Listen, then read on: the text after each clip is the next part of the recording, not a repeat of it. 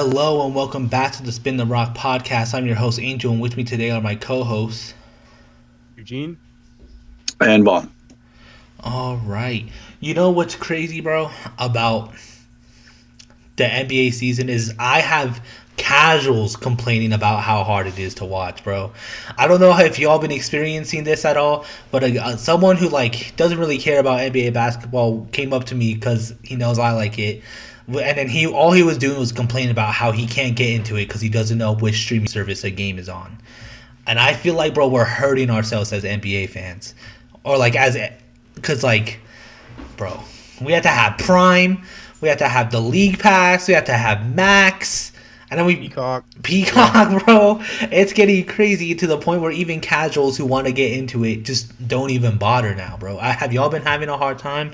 Cause Loki, I have Prime and Peacock, so it hasn't been that hard for me. But what about y'all?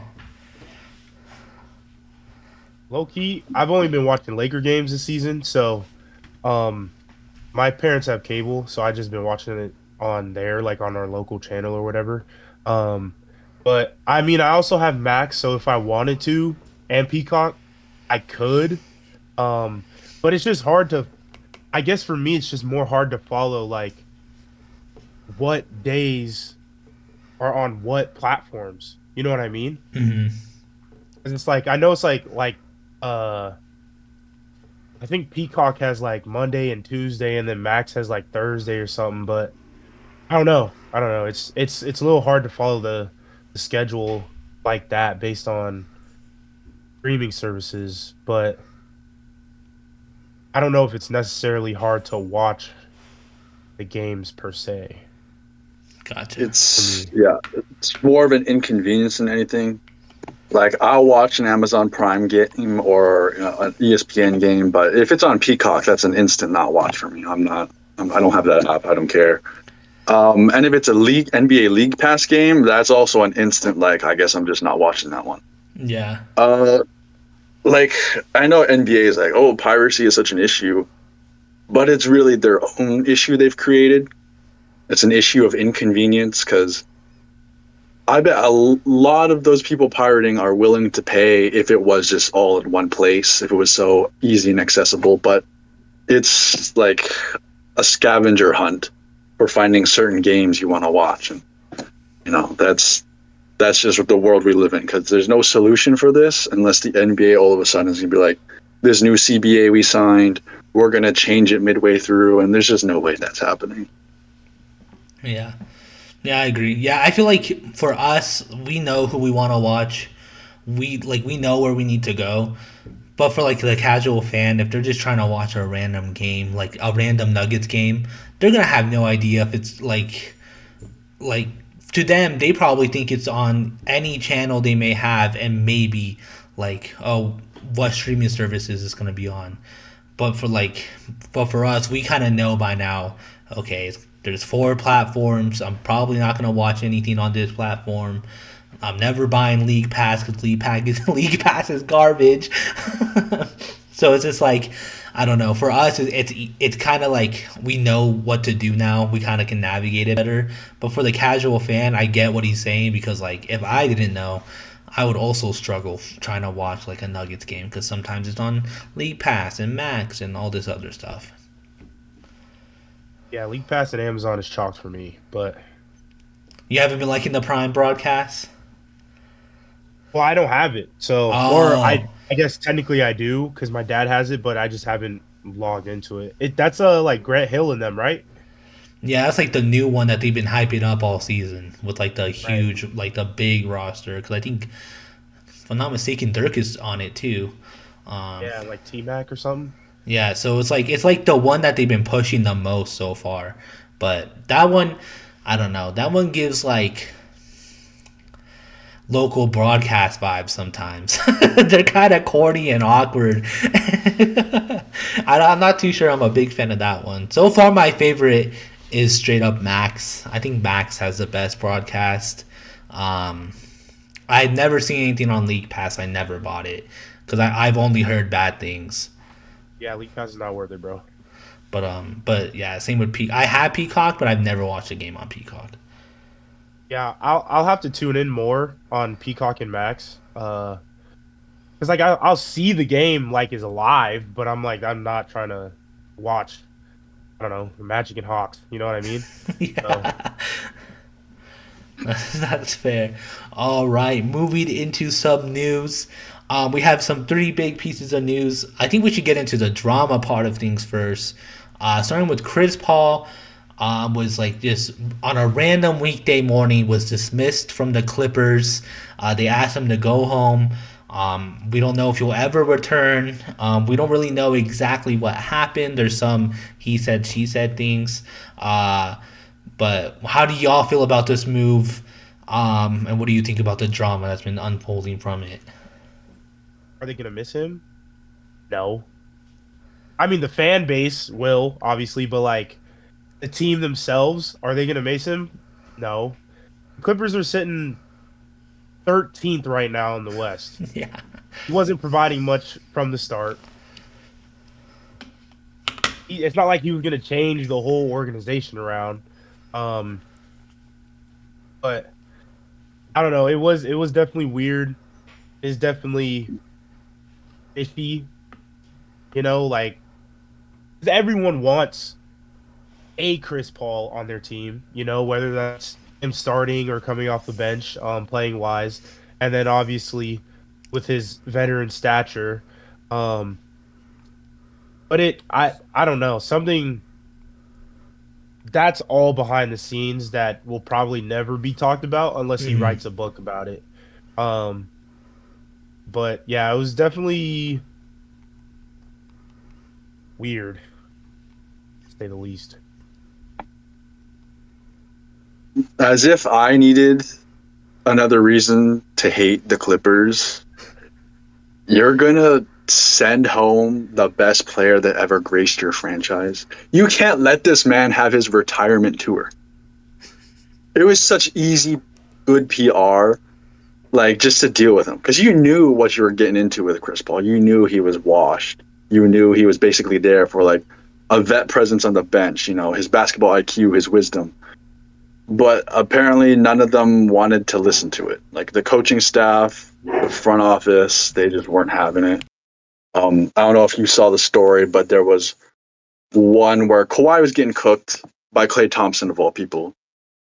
Chris Paul suggests Kawhi come off someone, guard someone else while he warms up, because Kawhi, we know by this point, is a part timer for basketball. So Kawhi needs his time to warm up. Kawhi go guard someone else and then come back to Klay Thompson. Because Klay was cooking that game. You know, Kawhi listens to advice, and then all of a sudden, next day, Jeff Van Gundy, who's an assistant on the Clippers, I didn't know that till now, I was didn't like, either. "Hey, Chris Paul, you can't be changing the game plan. I don't care how much it makes sense, because that totally makes sense. Why wouldn't you have Kawhi warm up to better defend? Like, what does Jeff Van Gundy get out of throwing his position in Chris Paul's face?" So that just is indicative. Like I've been seeing clips of Ty Lue saying "fuck CP." So it's just not a very good relationship to begin with. It doesn't seem like they're open to what one of the greatest minds in basketball has to say. Because I'm not a fan of Ty Lue. I'm not even a fan of Jeff Van Gundy. So it's just not good on them. And then for Chris Paul wanting to talk to Ty Lue, the coach, who doesn't want to talk to Chris Paul for weeks, he gets the GM to set up a meeting. Ty Lue's like, no, I don't want to talk to Chris Paul. And then Chris Paul gets sent home. So it's just like a very baby goo goo gaga. What are we doing? This isn't like professional. Like you're just kind of tossing a very historically important player to the side for basically nothing. Literally. So like, listen to him. Don't listen to him. Like you're still gonna be a weak ass franchise. Like Chris Paul, no matter what, gone to a team, the team has improved. The Clippers originally, the Rockets, the Thunder, the Suns made it to the finals. Even the Spurs saw like a great benefit from him. But this is like the only time I've seen a team Chris Paul on not improve. So it's just frustrating as a fan of Chris Paul to see this play out. And I hope he does, you know, finish out his retirement tour, because I know some people wanted to, see him one last time in court. But if we don't get that, well, it's just another stain on the Clippers franchise. Yeah, bro. The way they handled it and just like, the way it's been handled already is also kind of like unnecessary. Like Ty Lue just being like, I don't want to talk about it. Trying to blame it on him, saying like, oh, he's a locker room cancer, that kind of thing. Like, it seems like they're trying to do like damage control, but instead of like doing it in a way that makes like both parties come out semi decent, it looks like they're trying to like make it seem like it was his fault, and like pinning it all on Chris Paul for like being toxic. He like wasn't good in the locker room. Nobody liked playing with him. That kind of thing, which is like crazy to do to a guy who like basically put your franchise on the map. Like, it's like really nobody cared about the Clippers up until like the Lob City era. That's when like the Clippers really took off, and so it's kind of crazy that their way of kind of trying to control the mayhem this has caused is by like saying all these awful things about Chris Paul instead of just kind of either ignoring the incident or just being like, oh, things didn't work out the way we wanted to. No, it's just been like Chris Paul's toxic, Chris Paul's this, Chris Paul's that. It's been nothing but like throwing like dirt on his name. And it's like wild, bro, because it's like all you're doing is making yourself look worse. People are already mad at you for doing this. You're already awful. You don't need to be getting rid of players. You're third, like Eugene said, you're 13th in the West. You need all the help you can get. And what do? You get one of the best players like for your franchise, and in the meantime, while everyone's wondering what happened, you're just talking shit about the man the entire time. You got Blake Griffin basically like agreeing with fans, calling your franchise like awfully ran. Like, I don't know. It's crazy. Like, it's just crazy how the Clippers have been moving these past 3 years, bro. It seems like they just keep doing dumb shit after dumb shit after dumb shit. Are we witnessing the Brooklyn Nets of the Western Conference? That's actually so accurate. They'll always be the other team. Like even their fans, I feel like they're never gaining fans. They can only be declining in that fan base. Because I don't know how you can endure, the Kawhi aspiration stuff, the losing out on Chris Paul, even back when you did Blake Griffin dirty, sending his ass to Detroit. The whole Paul George era. It's just such ugly, for the game. It just feels like whenever we're talking about Clippers, it's never about the basketball side of things. It's just like things outside of that have eclipsed their importance as an actual basketball team.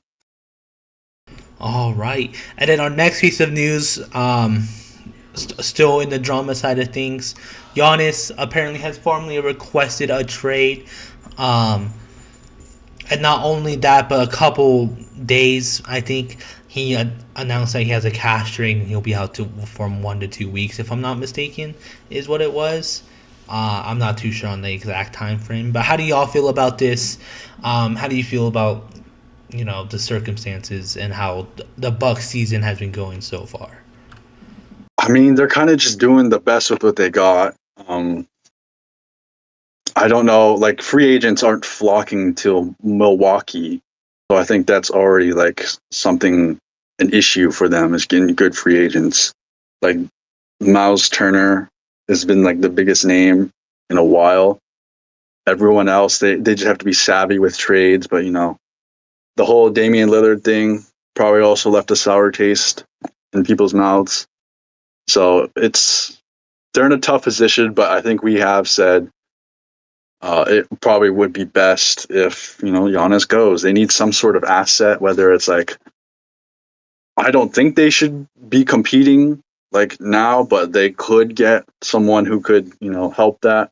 But they could get a haul for like draft picks or young players. And I just don't see any other scenario where that's not the case. Like even if you decide to keep Giannis, we all know here he's not staying till the end of his contract expires. So if he doesn't get traded, before this trade deadline, he would most certainly get traded in the off season because this is not working out. I feel like Giannis did him a favor by not going through on his trade request in the off season, just to see how things would play out because they did go for the Miles Turner, swing. And now that we're here, it's not working out. So yeah, he's got to go. Now, is this a real calf strain? I don't know. Like he could be gone before he's fully healed, but if it is like anything calf related, we've just seen, the worst playoffs for calf injuries. So I would just be extra safe if it is a real calf injury. But it really just feels like we're watching a candle burn and it's about to run out. I think we're starting. I think this is the beginning of the end of the Bucks as an organization. The Bucks for the majority of our lives have never really been a good team, and then they draft Giannis, develop him. He becomes one of the superstars of the NBA. He changes the franchise around, ends up winning a ring.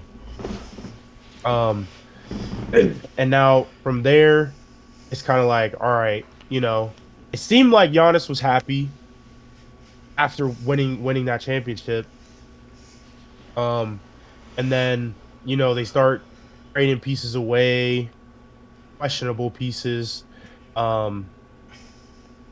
signing some different people. It's like, kind of like, what are they doing?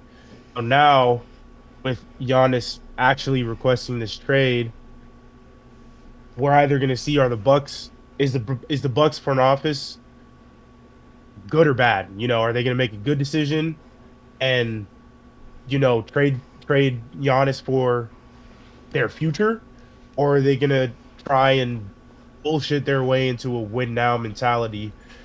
Which obviously, like, it could do either way, but it would. I hope that the Bucks follow suit in what the Thunder are doing because they could get a an insanely amount of draft picks with or for Giannis. So like Vaughn said, like I don't think they should, be in that win now mentality either. But with this trade coming up, this will definitely define what the Bucks will look like probably for the next 10 years. Yeah, man. I mean, I think y'all hit every point that like could be hit. The only thing I would probably say is like, can they do it again? Because like Giannis, they kind of lucked into Giannis in the first place. Like they didn't really necessarily like. I'm sure like there was something like within the organization where like maybe he could pan out, but like nobody could have predicted that he would have gone from that lanky, skinny, like Greek kid to what he is now, which is like unstoppable both on offense and defense. And so I think like I would be concerned is like, can the Bucks do this again? Can the Bucks like get back to where they were? Because it took them forever to get here, and it took them way quicker to mess it all up. Like it took years to get to this championship win, and they destroyed it in like 3 years, and it's been downhill ever since. So it's just like, as a Bucks fan, like, I would be worried. I would be kind of concerned on like what the next step would be moving forward. Of course, like anything can happen, and maybe the Bucks can develop again, but it's just like it's been concerning move after concerning move. Doc Rivers is probably gonna get fired, or is he still the coach? Yeah, he is. Yeah. So Doc Rivers is probably going to get fired this year. No way he's not getting fired. They fired a coach who was better than him, like a lot quicker than they should have. They traded away their star. They've been grabbing really bad pieces, like the Miles Turner thing just hasn't been working out, and I feel like that's really sad because I feel like he's not doing bad. It's just not doing anything. It just wasn't the move I feel like they needed. So it's just like, what, like if you do trade Giannis, what does the next 5 years look? And like not only that, but like, bro, if Giannis leaves the East, the East is doomed. The East is doomed. They're not winning another All Star game ever again. Like that's my biggest concern because I've seen rumors of Spurs, Lakers, of course. You always see Lakers rumors. I've seen Spurs, Lakers, and I've seen like only East team I've seen is Heat, and the Heat never get the guy they want, so I doubt they'll get him. I've seen the Bulls. I saw someone throw the Bulls out there. Mhm. But like, bro, like realistically, like where could he actually go? Trade wise. I think the Spurs is the only one that makes sense to me. But like all the ideas I seen like Stephon Castle get thrown in there, which would really suck because like he's pretty solid for them. But I think the Spurs is the only one where I feel like that could work and make sense. Oh, Um, Spurs is scary, dog. Because okay, they trade away Stephon, but it's still Wemby and Giannis, two of and the most De'Aaron Fox. two of the most unguardable players in the league right now. Like you're throwing probably 7 foot Giannis out there playing power point forward, and then you got 8'11" Mbayama playing down on the block shooting threes. You know what I mean? So Yeah, that would be insane. It's just like they could outbid anyone because like they got basically all their draft picks, and they yeah, have like any selection of young guys. You know, you a Dylan Harper, a Stephon Castle, a Devin Vassell, and then throw in a Jeremy Sohan or whoever, you know, just to fill it out. It's just they they are probably just in the best negotiating spot, which is scary because I think they're at the top of the list for who would pursue Giannis. If they hadn't done the De'Aaron Fox thing, I'd still think, oh, they're like still trying to build themselves up slowly. But no, ever since the De'Aaron Fox, it does seem like they are inclined to, you know, make moves to help even further. Because Wemby is ready like today. Like he'll be even better in the coming years, but he's already competitive today. bro. They could definitely go for that direction. Yeah. And I I think don't want to see it, bro. That shit is too scary. I think like right now in my head it's Spurs and then like Heat or like the second, but I think the Heat don't offer as much as the Spurs can offer. I think the Heat have the star that like if the Bucks were like we still want to be in the playoffs, they can have those stars be traded like Bam or Tyler Hero. But I think the Spurs can just offer so much more that if the Heat do win that trade bid, it's because the Bucks are like, we still want to win games and we still want to be in the playoffs, and they're not thinking about their future. That's the only like the Mavs. Like that's the only way I could see the Heat winning the trade bid. You think the Knicks could? I feel like the Knicks could have in the off season, Not right now. not right now, because they're not looking as good anymore. I feel like after the off season, it would be, it would look enticing to both Giannis and the Bucks because like maybe they can get some pieces to keep them in the playoffs. But like right now, the Knicks, I don't know who they would want, and I don't know how many draft picks the Knicks have either. Again, who cares realistically about draft picks? Like if the Bucks don't care about draft picks, they can trade whoever they want for Giannis.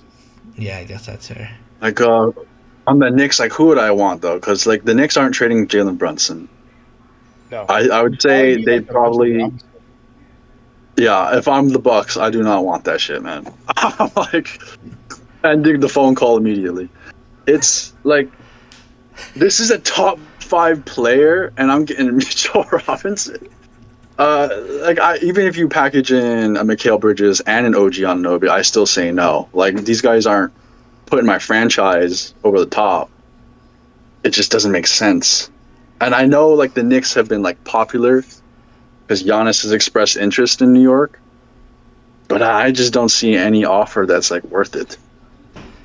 But that's what I mean. I'm like, it depends what the Bucks want, but at the end of the day, this trade is going to determine whether the Bucks organization is going to be in shambles or they have something to look forward to.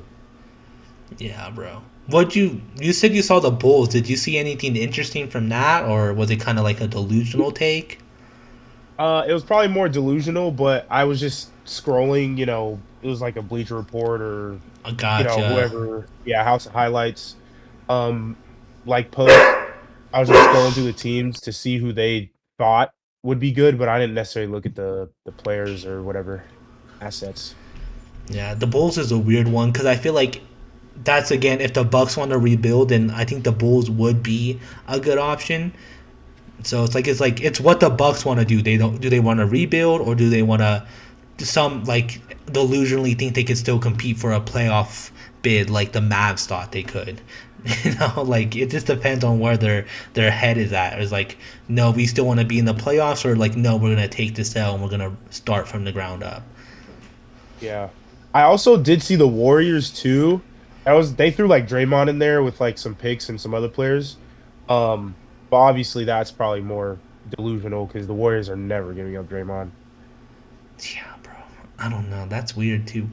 Giannis on the Warriors though is just like I think that's just like putting makeup on like an ugly person, bro. Like, like if you put makeup on me, I'm still gonna like look pretty rough, bro. Like I don't know. They're in shambles too right now, and I feel like their solution is just like getting whatever star they can get. So I feel like Giannis on the Bucks is not gonna work at all. Kind of like how I just Jimmy Butler trades. Like, why would you go for that? I just hope he stays in the East, bro. Me too, but I feel like he's not, bro. I feel like the Spurs are gonna get him.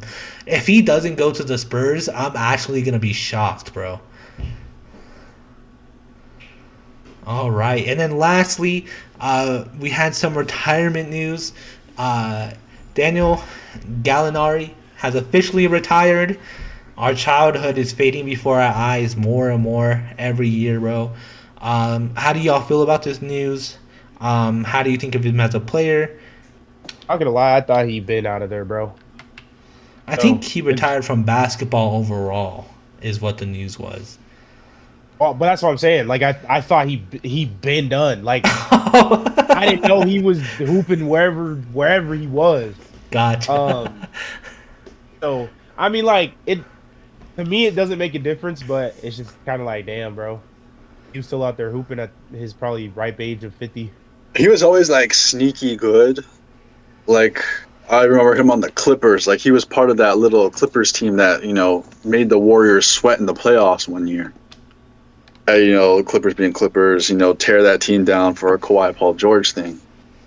But like ever since then, I kind of had my eye on him, and I was excited. Like he was in his role player era at this point, but the Celtics did sign him, and then off season, like before he even got to step on court, traded his ass. So I never even got to see that, on my team.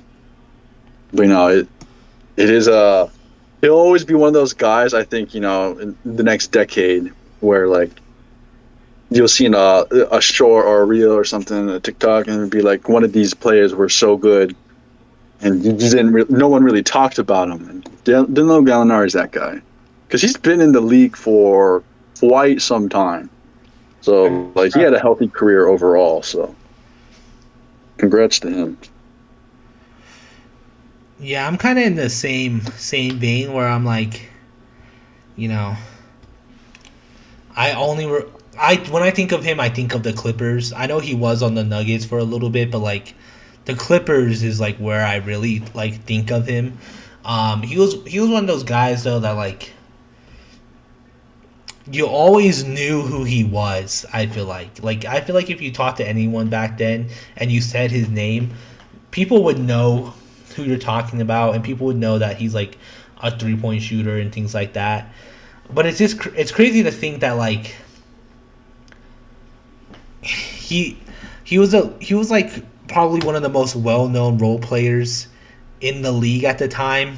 But then it's just like slowly but surely like was just out of the league. Like I don't think anyone really knows when he left, the last teams he was on. It was just like he fizzled out kind of quickly once he like started becoming that trade bait.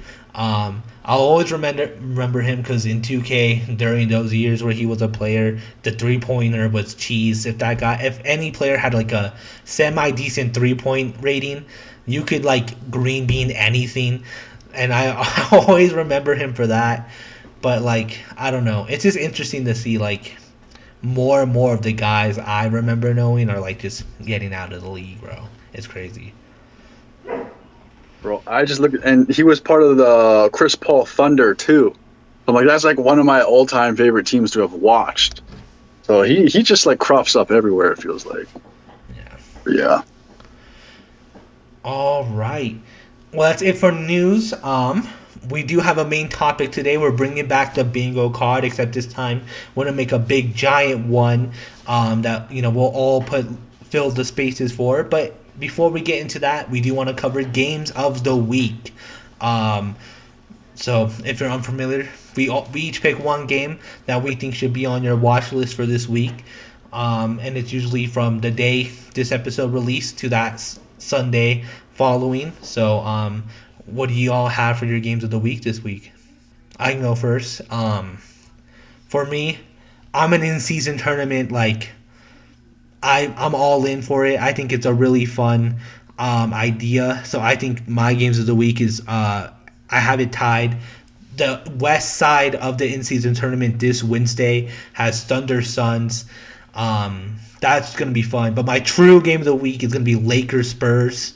That Wednesday because that's basically an early playoff matchup, bro. Like that's gonna be really fun to watch.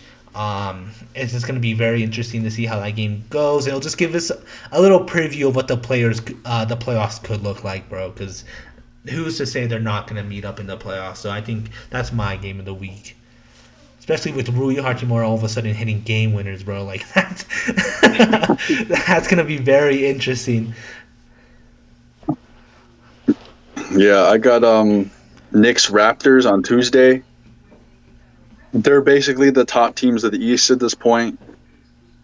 Is that going to be solidified? I don't know, but if it's going to be a close race towards the end of the season, this game does matter for seeding wise.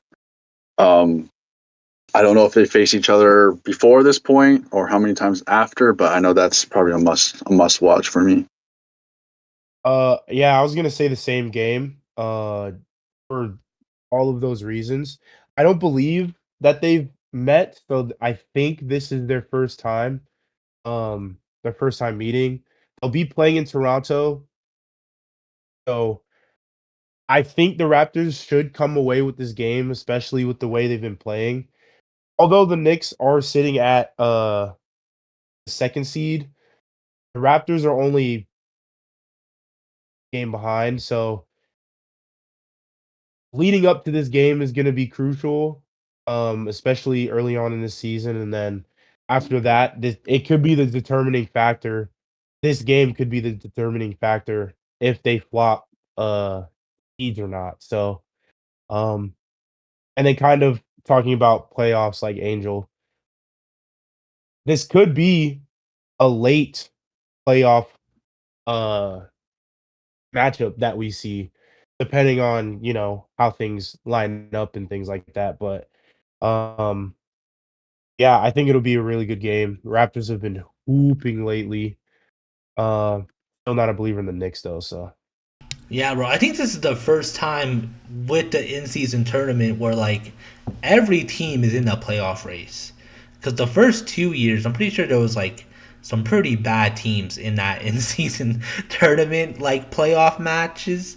Like I'm pretty sure first year was Pacers. When they were really not doing so great at the beginning of the season. So every team so far in this bracket is in the hunt for that playoff match. I think Suns is 7, so they have a chance to escape play-ins. Like Eugene and Vaughn said, we have our top 2 teams in the East playing off. Magic and Heat are playing. So it's just like I think the in-season tournament is starting to like come down to what people really wanted it to be, which is just like a mini playoffs and just like who knows who could win it all. So yeah, Tuesday and Wednesday are gonna have some games to watch, so definitely peep those. All right.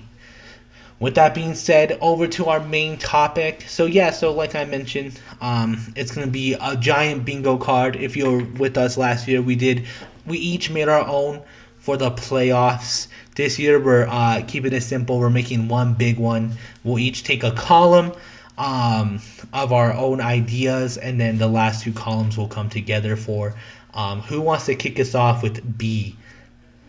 Or I can go first as well, so you can kind of get an idea of how it will go. I'll start off. I'll start off. It's super simple. Uh, I I'll predict. Got a prediction that Wemby will drop his first 60-point game.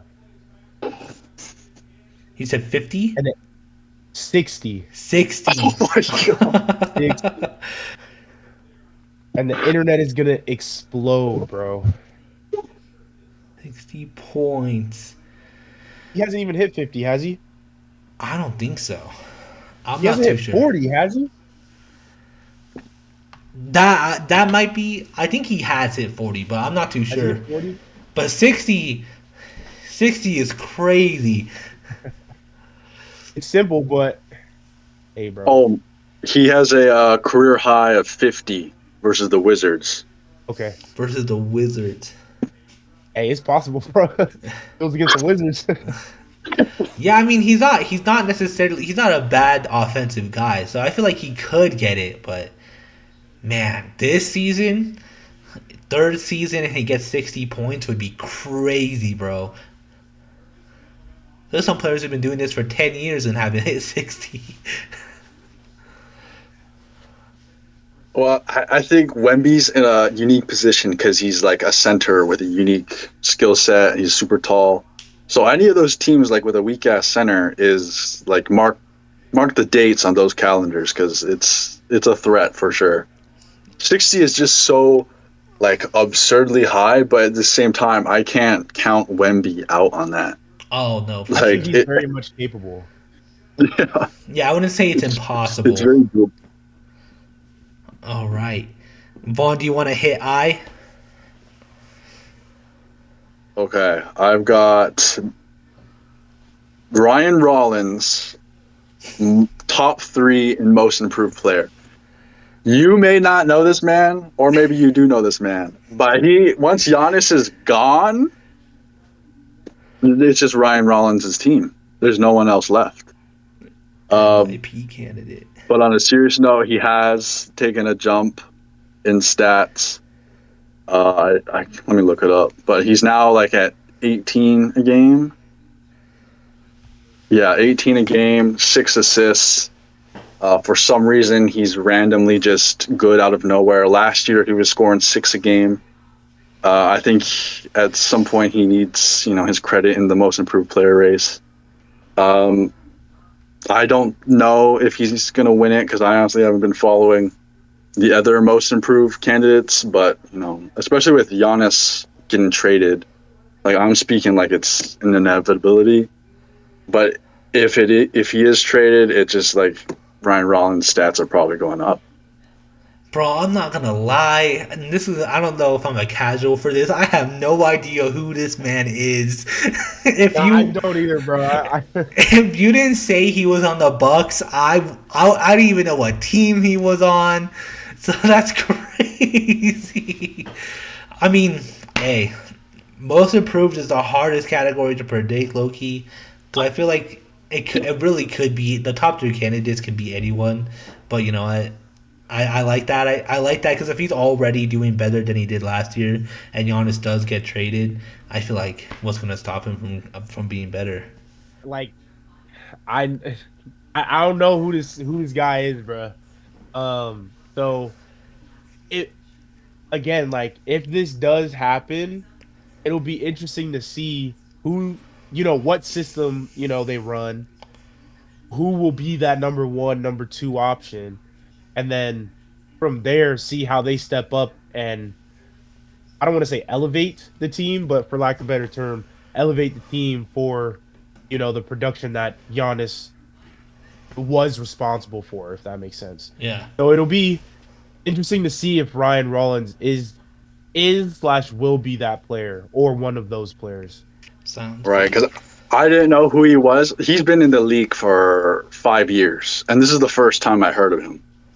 Um, but like the point jump, is something to notice. But also the assist jump was another thing I noticed. 2 points to or 2 assists to 6 assists this year, and I'm like, maybe this isn't just a fluke year because it's possible this is just some guys have just one good year in them.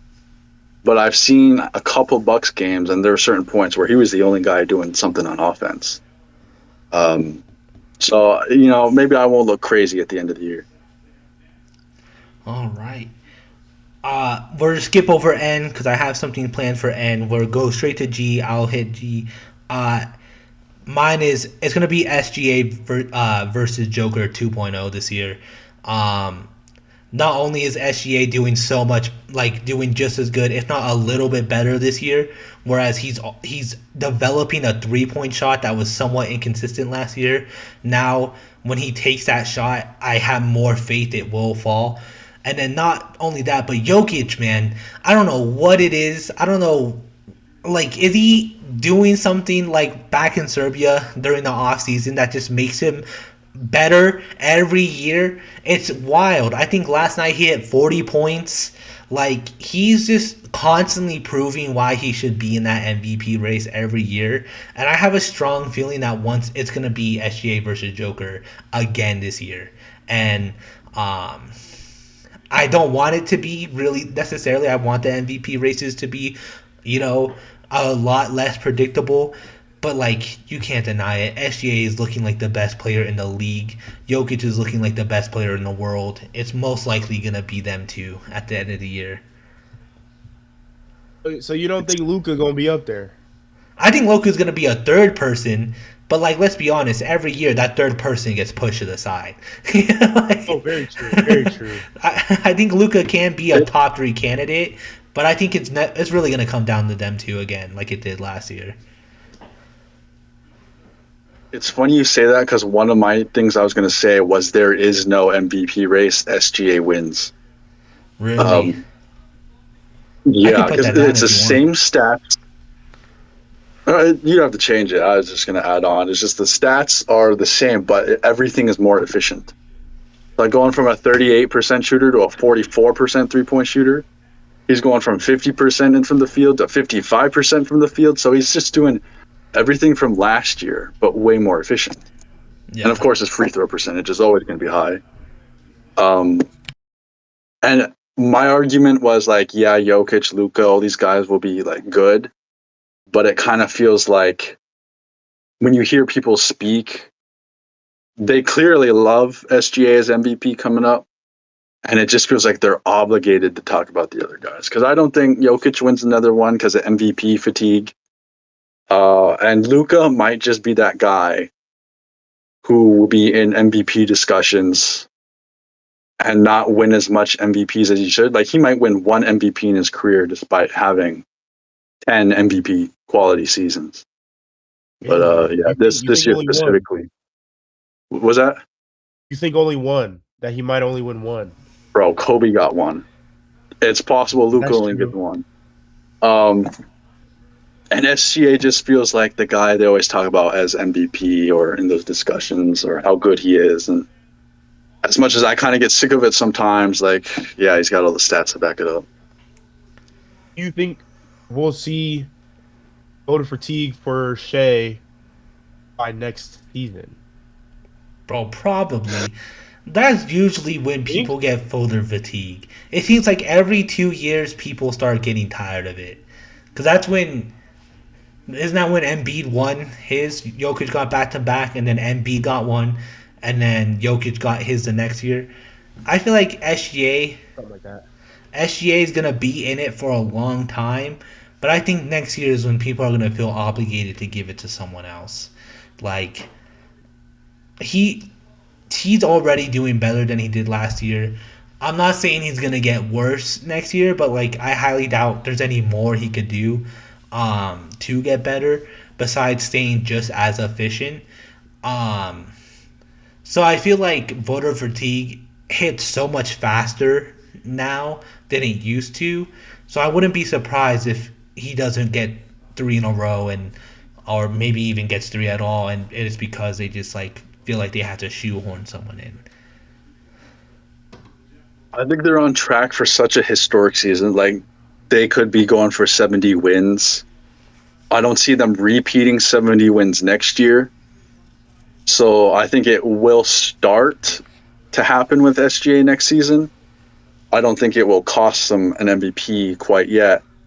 But Wemby's on the horizon, and it feels like voter fatigue is partly in due to the bright, shiny new thing on the way.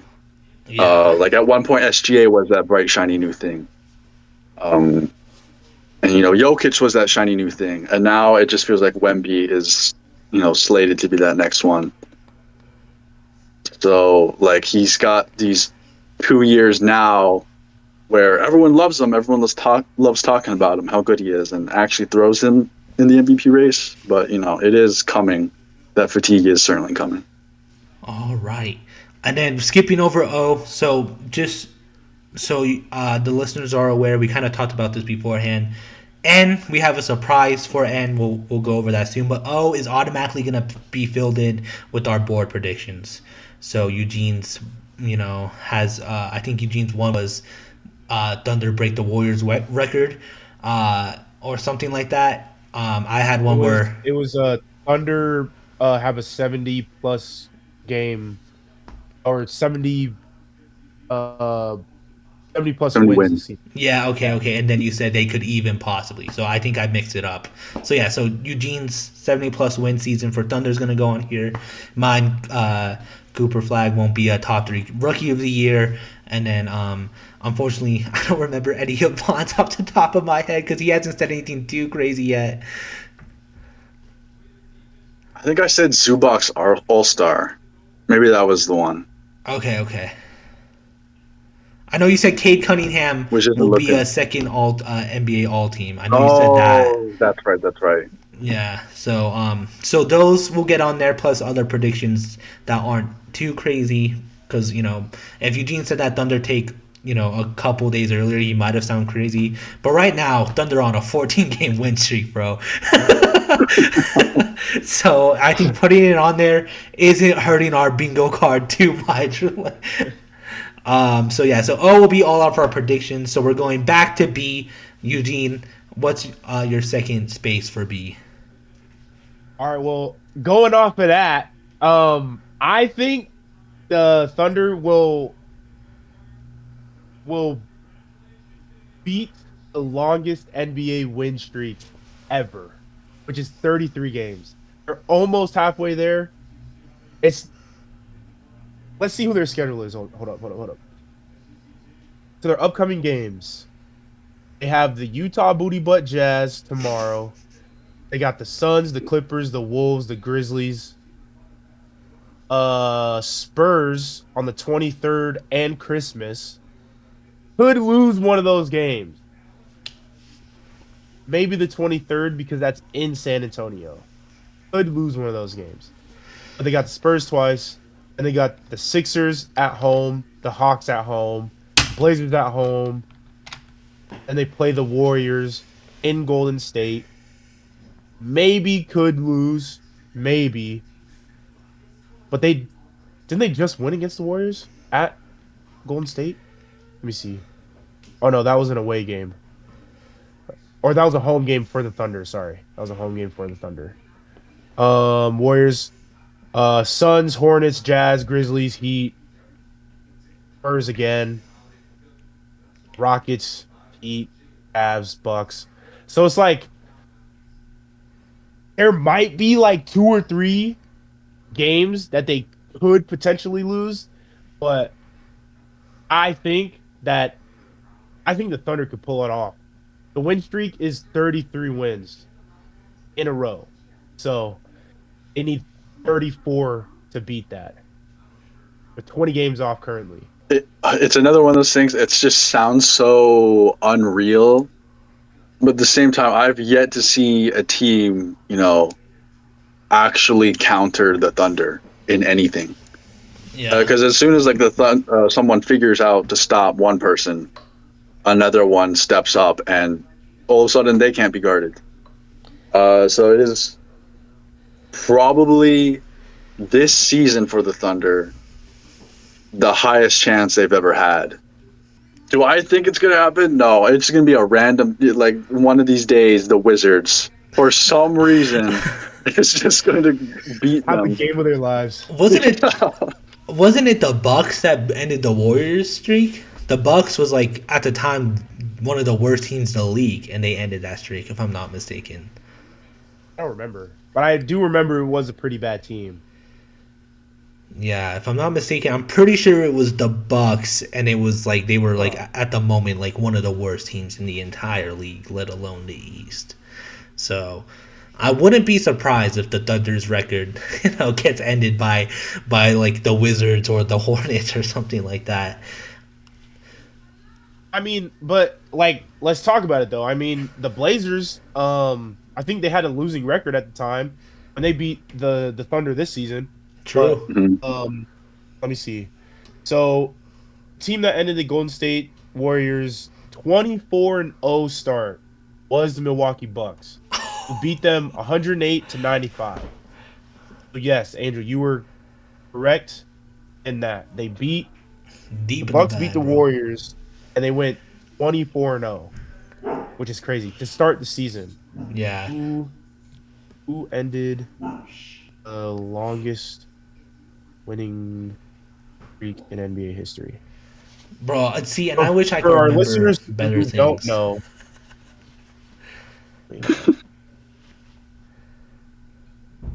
our listeners who don't know, the longest winning streak, I believe, belongs to the Hawks, the Atlanta Hawks, the 33-game win streak. Oh, never mind. It's not the Hawks. It's the Lakers. I swore it was the Hawks. It's the Lakers when Wilt was on the team. Yeah, bro. Hey, chat is basically Will. I don't know. I think we talked about this last episode while Eugene's looking for that. You can interrupt me when you find it, Eugene. I got you. But I think we talked about this last episode because Eugene said something similar. That's when Eugene said that they'll win 70 plus games. I would normally be anti this take, but I feel like we've brought up this last time, is that they were missing pieces. Jalen Williams is now back, if I'm not mistaken. So there's like, who's to say that like this doesn't happen, bro? They were doing this before having their 1B. So like, who's to say that like now that they have him back, who's to say it's not gonna happen, bro? They're more complete than they were a couple weeks ago. So like, I don't see why it couldn't happen. It's crazy. I'm not saying it will, but I'm just saying like, if it does, I wouldn't necessarily be like, damn, how did Eugene get that right? Because I feel like I can see why Eugene would say that, because it can happen, and I think if it does, I'm gonna be like, damn, bro, like the Thunder really know, like does Thunder know how to build a team, and this might go down as the best rebuild of all time, which it already is, but also the best team of all time if they do that. Right. And also too, like with the caveat of this prediction, it can happen whenever. Like it doesn't have to happen right now. You know, they could still lose and still go on a 34-game win streak. You know what I mean? True. So it could literally happen at any point in the season, just not necessarily the start of the season. But even with it, you know, right now with them being on this 14-game win streak, it's like it doesn't seem like they're gonna lose anytime soon. So Yeah, I mean, like you mentioned, that's a good point to bring up because they already have one loss, which is crazy. They only have one at the moment, so it's not like they've been building this up, and no one has stopped them. They already lost. They already had been stopped. So it's like, who's to say that like they learned from that loss and now they have their game plan perfectly sketched, and they can easily, not easily, but like they know what they need to do to keep winning games. And like, if they get it up to like already, I think it'll be impressive if they get up to 24, because the Warriors at the time, that was really impressive, like that's the second longest one if I'm not mistaken. So like, if they get past 24, that's already impressive. And like, I don't know, it only takes a couple games for them to get there. And if anyone can do it, it's gonna be this team this year. Like, I don't think I don't think anyone else can at this point.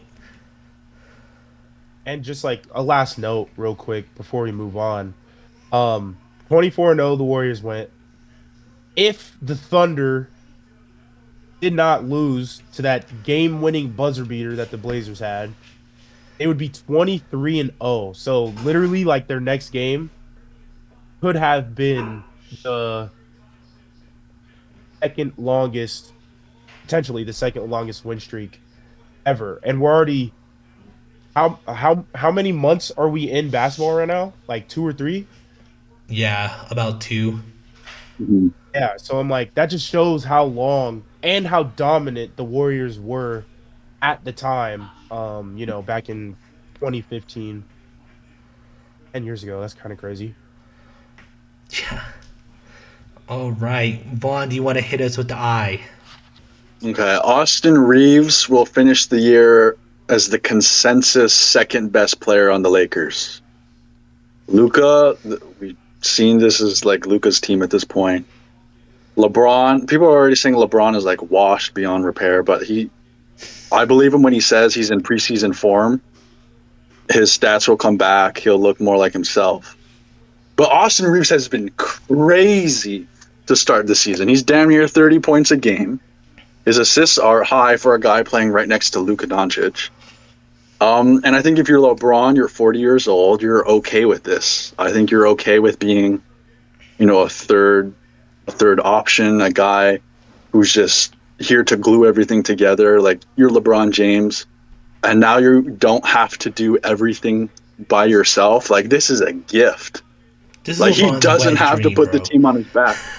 LeBron has been wishing for this his entire Laker career, bro. His entire career, period, bro. Yeah, so like I don't see LeBron being upset by this. This is like the ideal scenario. I don't think anyone pictured Austin Reeves being this good.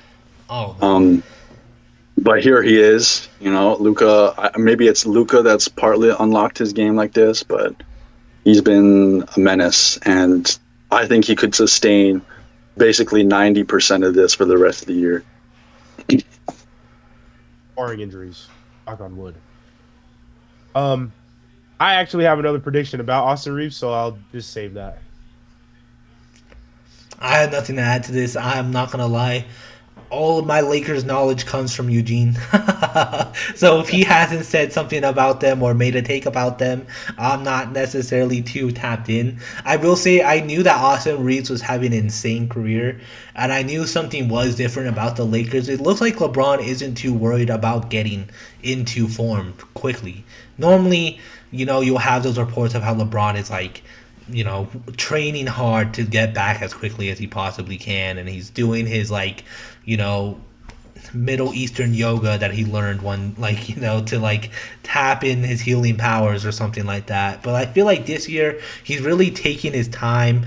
You see him passing up looks that he'll normally take because it looks like he has faith in this team more than ever. And it does really look like that if anyone's gonna be that second option, it looks like it really might be Austin Reeves. Because right now, Luka is clearly the first option. It's basically his team at this point. So if anyone's going to be that second option, I think Austin Reeves is on pace to be that second option, and it might really be Luka and Reeves' team by the end of this year. I really don't see anyone else on the Lakers taking that spot. And if anything, if Austin Reeves isn't the second best, it's just because LeBron unfortunately had no choice but to take that role again. But I don't think he wants to, and I don't think in a perfect case scenario he won't take that second spot, and it really will be Luka and Reeves running that team. I mean, I mentioned it. He passed to Rui Hachimura to win to win the game. Normally LeBron would take that shot, and he's passing it. So I don't know. I think that's a good take. I will say though, LeBron is your third option. Kind of crazy. Yeah, bro. He had to be 40 something years old for that to happen. It's wild. All right. Bouncing back to me for G.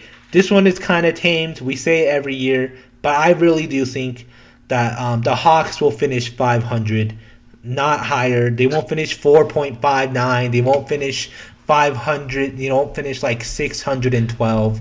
I think the Hawks will finish in the 500 range. They're currently one game away from being perfectly even. Like they're literally one loss, I think it is, or one win away from being a perfect split between wins and losses right now. I think they're at .512. I think the Hawks are destined to be mediocre. So I put it down in G that they'll finish in the 500 range once again this year. I was really hoping this would be true. Right. It's just historically, it's happened every single year. It's like they're on pace to do it. It's destiny. um, whatever the script says, we just know the Hawks are going to be perfectly mid every year. Yeah. Every addition they made, I argued for them on their behalf, and it's been for nothing because they're just a mid team, and that's all they'll ever be. Do we see Trae Young requesting a trade anytime soon?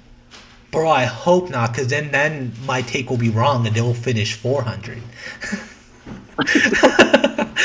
Or less, yeah, 400 or less. 400 or less. Yeah, I honestly Okay, but, wouldn't like, be even if, surprised like- if he does. Even in the offseason or like next season, like do we see him request a trade at any point ever? Or do we see him finish out his contract, walk away, which would actually be dumb on Hawks' part. But I don't know. I feel like we do, or the Hawks will just randomly trade him away. I don't know. I've been saying Trae Young got to get out of there for so long now, and it just seems like he's not ever. I think he has the choice to just walk this offseason because he's got a player option. So the Hawks could just lose him for nothing by year's end. Yeah, that's what I just Like you looked said, up. they would be dumb to keep him. It would just. This is really like, what are the Hawks doing for their future? Because obviously you can't build around Trae Young. Today is the day to trade him. Everyone in the league kind of knows what you're getting with Trae Young, and that has value. But maybe they're scared of getting fleeced. I don't know. Why haven't they done it sooner? I don't know. But yeah, like if Trae Young's on the team by year's end, they will be, Angel will be right. And you get fleeced for Trae Young though? I think the issue is his defense. I think GMs always look at how poor of a defender Trae Young is, and will probably twist that into something in the negotiations, ignoring the fact that he's getting at least 20 points and 10 assists every night. Yeah.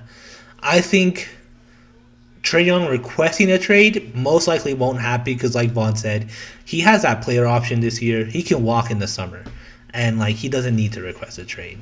But getting traded, I think, could happen because if the Hawks, I don't know way the Hawks think they can keep him on. He's already requested a trade once.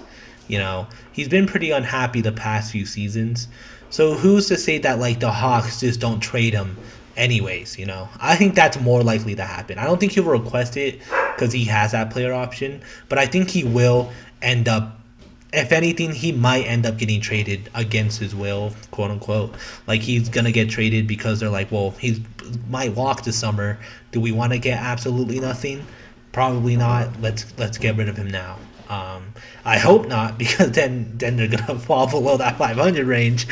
but I think that's more likely what's gonna happen, just because I don't know, if they're smart, that's what should happen realistically. No way he re-signs with them, bro. I just don't see it. If he does, he might be the dumbest player of all time, respectfully.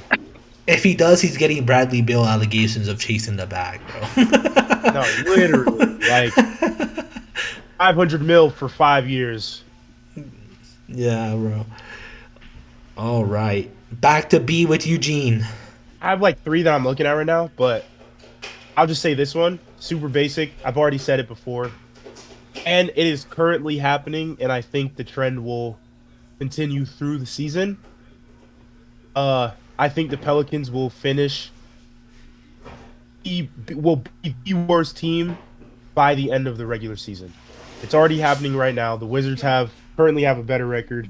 Um, and yeah, like the Pelicans starting five is entirely hurt.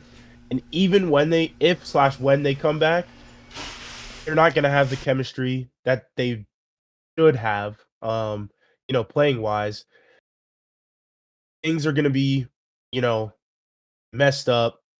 System's gonna be all wishy washy. They don't even have Willie Green as their head coach anymore. So whoever their interim head coach has to figure all that out. Um, and then even on top of that, one or two of their players in their starting five will probably be hurt again. So nothing is working out in New Orleans. How do you fix it? I also have no idea. I think you trade away pieces, rebuild, and just kind of hope for the best. But yeah, Pelicans are not looking any kinds of good right now. Yeah, like that chemistry thing, just historically, Zion being injured has thrown out any hopes of chemistry because he hardly ever plays. And he's out with injury again for weeks on end. Like, we don't even know when he'll be back. So it's been the same old story. If anyone is over the age of 24, like, they're gone. Get them off the roster. You're in a rebuild now.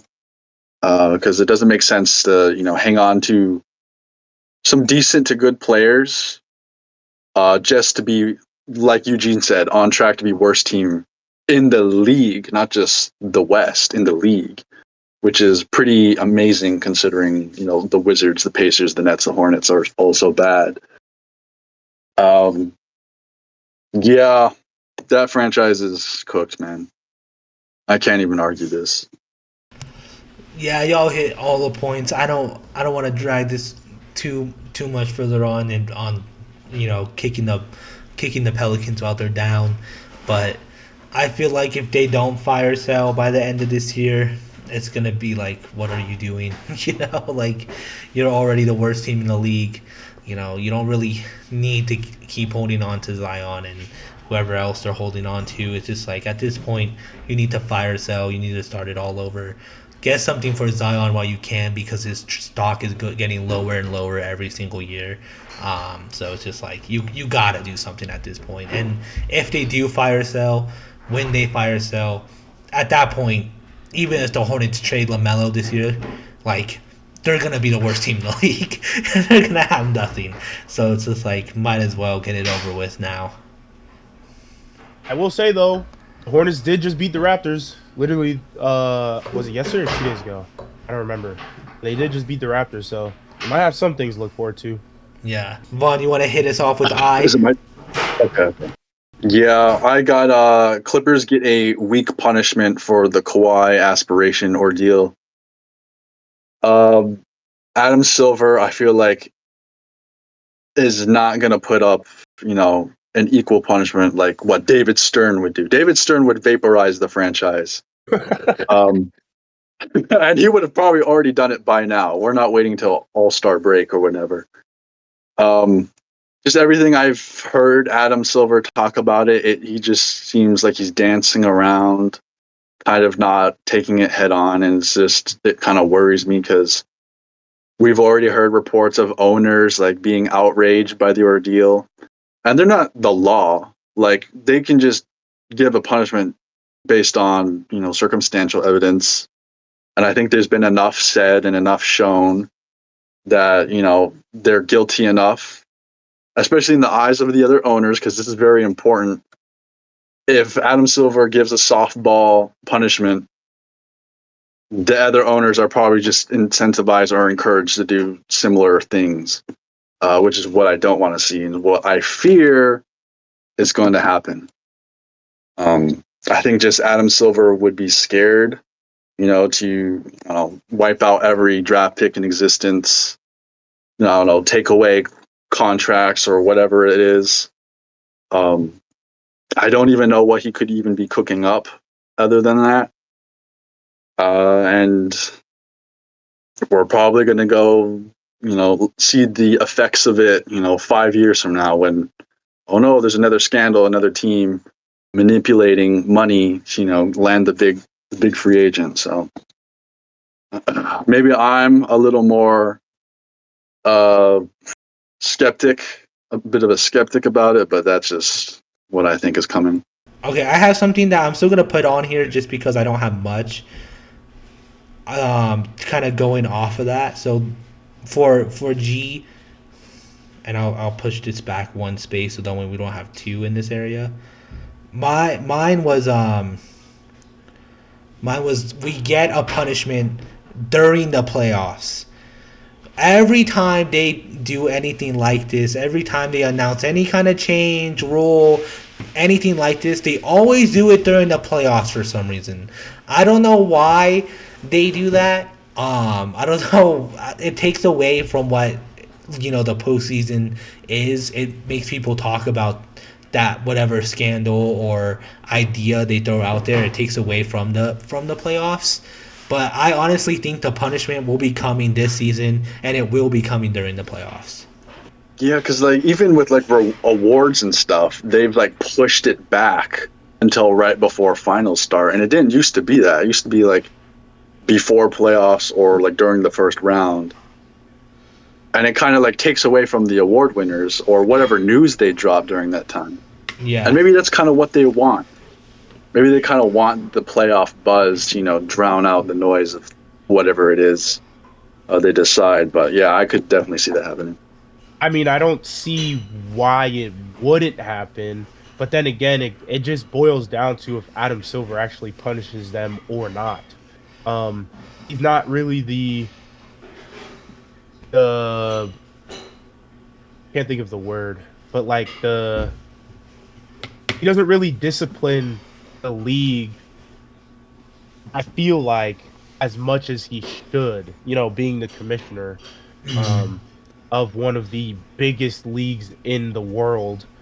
But I mean, we'll see what happens.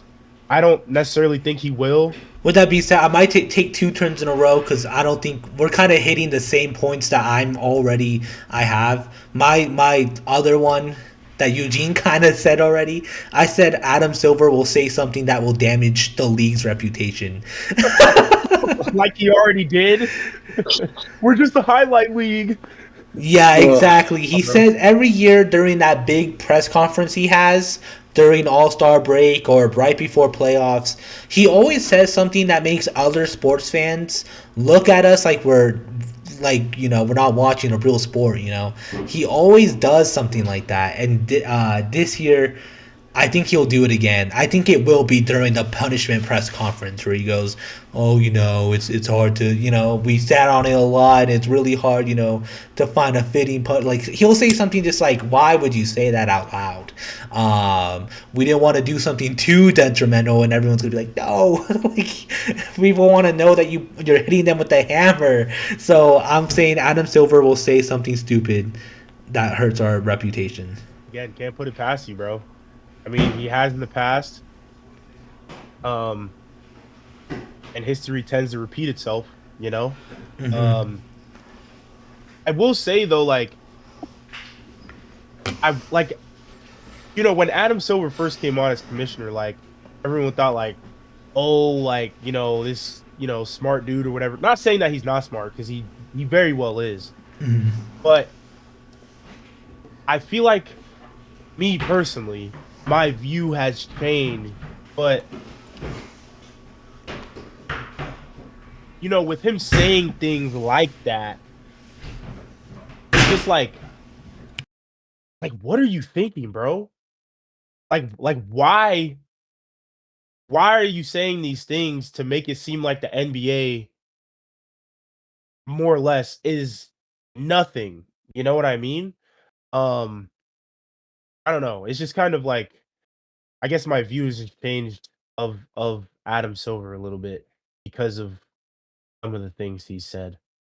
Yeah, like the thing about Adam Silver is I love his openness to trying new things. In season tournament. There's the Nike handles the jerseys now, and all the other minor changes at the game. I think are helpful, and it doesn't feel like the league is ever stagnant. But at the same time, it just feels like in those conferences, he's talking less to the NBA fan and more to like investors or something like the business side, which I hate.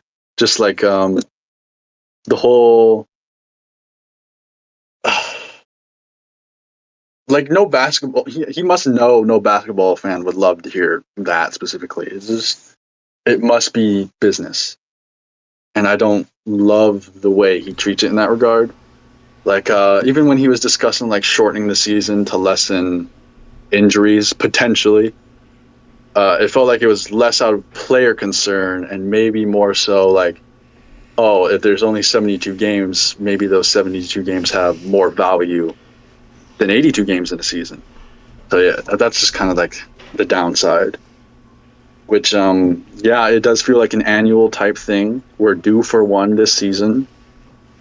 I just hope it's not crazy. I hope it is something like maybe there's a debate there, but if it's just something outright crazy, I don't know if I can take it. All right. We're back to B for Eugene. All right. So like, bro, like all of my like predictions are just like player based for the most part. All right. So we talked about him earlier. I was gonna hit y'all with the question of, oh, like where do you guys think he's gonna go? So Chris Paul, obviously, I don't want to say failed retirement tour, but Clippers let him go. So that begs the question of where is he gonna go? And I've done my speculations. I'm getting into my prediction, by the way. I'm just giving a little backstory. I've done my speculation of where he could go, potentially, where he could sign, because like he didn't get traded, like this is under his own free will of going somewhere. And I don't necessarily think he would go back to Hornets, oh, first team, yada yada yada. They're not winning nothing. I don't think he would go. I don't think he would go to the Rockets. I don't even know if the Rockets have all that much money to pay him. But I think because he's talked very highly about this city ever since he's arrived in the league, and even recently, as of recently too, from being on this team, I think that Chris Paul, CP3, the point guard himself, will sign with the Oklahoma City Thunder and win his first and last NBA championship. Yeah. It's what I want to see, but I don't think it's the most likely. Only because the Thunder will have to waive or trade a player. They're full on their roster right now. I think SGA would probably like it, considering he was so like important to his growth. And they have a close relationship. Last I checked, so it's not impossible, but I don't see Sam Presti making that move. With him being so calculated and getting picks and prospects to build up to this, I don't know if he would disrupt that necessarily. The scary thought is Chris Paul doesn't get signed anywhere, because we all know he's kind of like washed at this point. But like I said earlier, he's got valuable knowledge and his basketball IQ is unmatched. His experience is welcomed, just not in the Clippers apparently. And I know he wants to stay in the West because the whole reason him being on the Clippers was it's closer to his family. If it's not on the Lakers, and I don't think the Lakers would do this move either, I think he's just not going to get signed. But man, would it be like a storybook ending if he did end up on the Thunder? Like, he had a highlight year there. They said he was going to be out the league soon, and he helped that team to the playoffs. He helped foster SGA to the player he is. And he finally gets his ring. Like, there's no one stopping OKC right now, and Chris Paul would add something. You know, if Udonis Haslem added, his knowledge at the end of the bench for like 8 years, Chris Paul can definitely add something. Yeah. So it's a must see for me. I hope it does happen. I'm actually flip-flopped. Like, I agree with Vaughn, but I agree with Eugene at the same time. Like, I think he might not end up signing anywhere. I think he might straight up be done. But what I don't agree is I actually think if he does go to a team, I think it will be the Thunder. I don't see any reason why it wouldn't be. Like you said, it kind of just lines up like perfectly. It almost is like movie shit, like, you know, the final episode of like his documentary, like he that kind of thing. But at the same time, I feel like it makes the most sense if he's gonna go anywhere. The Thunder, never gave up on him, like unlike other teams. He brought them to the playoffs. He has that tight connection with SGA. It just makes sense, and it's not like the Thunder are afraid to get vets. I mean, they got Gordon Hayward of all people that one year, like so like it's not like they're afraid to get like those older vets to see if they can add something. But I do think this is where I agree with Vaughn. I do think it's more likely that he won't go anywhere. Unfortunately, just because he already was kind of like, I'm only going to the Clippers because I want to be close to home and have that retirement tour. So if he doesn't end up just straight up retiring, I think the Thunder is probably gonna be where he lands, because I don't think he wants to go back to the Rockets, because that was poor. Like Eugene said, yeah, the first team thing, but like, let's be honest, like, it's the Hornets. Like, the Pelicans are looking pretty rough too. So even if you want to do like, I just want to go back to New Orleans, it also isn't looking too hot. He already Vaughn said, like, I could see the Lakers, but like, will the Lakers go for it? Maybe just to spite the Clippers, just to really like, we'll take them. But at the same time, if anything, if it's not the Thunder, I think it will be him just end up retiring. I think, to go back to Vaughn's point of Udonis Haslem, bro, that's all I see him doing. Not necessarily getting play time. Yeah. Maybe like a little bit, but just being the vet presence that they need for the guys who may not have went on that playoff run or championship run last year. You know what I mean? Mm-hmm. He's got plenty of playoff experience. It's more of, he's only been to one finals and he lost, I think it was like 4-1. Yeah.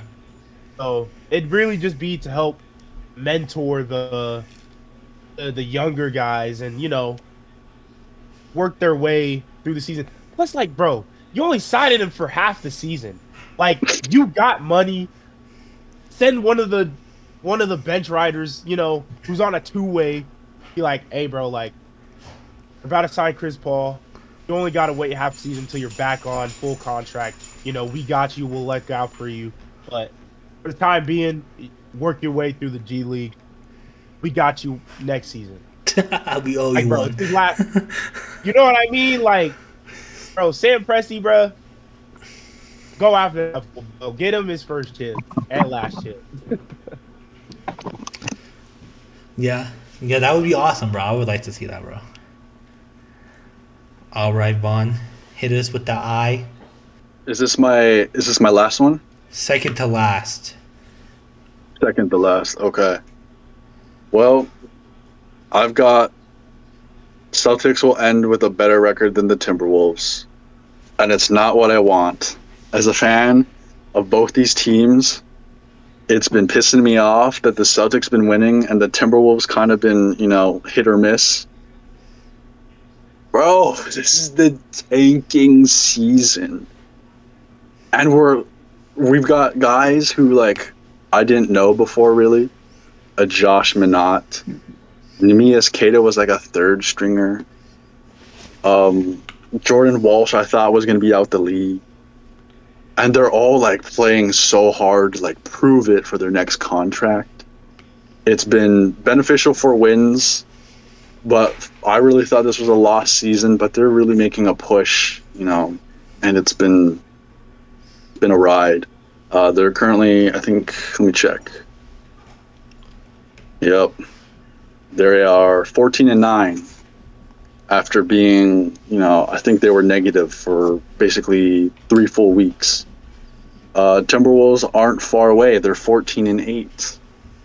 And, the worry is they're in the West Conference. Their matchups are harder. The East, has so much dog. Bro, the Cavs are 8th right now. So the Celtics should be bad, but they're not. Not as bad as they should be. And that's my fear. But yeah, like that's my take on it all. I think it's. I mean, you got Angel. I think it's very possible. They're both. It's like the flip flop of what should be happening. They're both pretty mid teams right now, but one team was expected to be really bad, and the other team was expected to be top of their conference. But in reality, one is falling under expectations, and the other one is performing over expectations. So, like, if the Celtics, I think it's very possible for the Celtics to have a better record at the end of the year. I don't think that's too crazy, especially with what we've seen so far. But I also think it's just like, it's not what should be happening. The Celtics were looking to get like a lottery pick before the season started, and people wanted the Timberwolves to be like a top 5 seed in the West. So it's just like, what's going on? Why are both these teams mid, but one is surprising, and it's both surprising for very different reasons. I'm like, I don't even think it's necessarily that the Timberwolves are bad. It's just they're in the West. Like, when you see the teams above them, Spurs are better, Nuggets are better, Lakers are better, Rockets are better, and they're in the same conference as the Thunder. You know what I mean? But like, the East, they could probably beat the Magic. They could probably beat the Celtics. I don't know if they could beat the Raptors. They could probably beat the Knicks on a good night. You know what I mean? So, I don't think I don't think it'll necessarily be the Timberwolves' fault, but I guess it just depends on how hard the Celtics want to play every night for the rest of the season.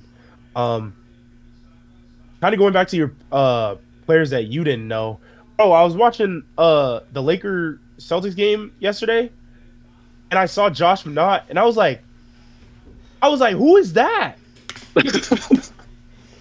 That was literally my aunt to Jake LaRavia moment. I was like, bro, I have never seen this fool before.